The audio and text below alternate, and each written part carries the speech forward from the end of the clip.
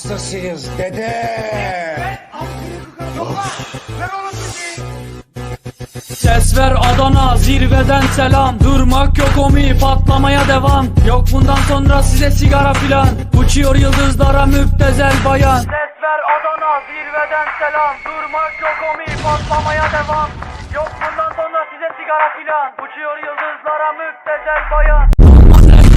Nerede çarşafım, gördüğüm bu paketler benim dermanım. Paralar açıldı fermanım. Sakın kaçma buraya gel la kezbanım. Adana çocuğu kaçerim derisi. Olay büyük kardeş mevzu kendisi.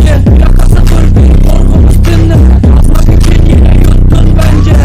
Hey torbacı bana versene borç. Olmazsa olanlar peşin satıyoruz. Bu yüzden paranın cüzdanını çalıyoruz. Akşam olunca da yük yemeye başlıyoruz. Sen yazınca bugün neşemiz yerinde. Siz ayrı tripte bense düşüşte. Polis görüyorum ben bu sahnede. Kaçmak sigara bitti lan o kahvelerde. Uyutmayınca dönmüyor tekeri. Tribe sokma beni, sikerime beni. Gidin heyecana bize selam söyleyin. Tahtını sikiyorum ben de böyleyim. Demiş Adana merkezi sözler çalıntı.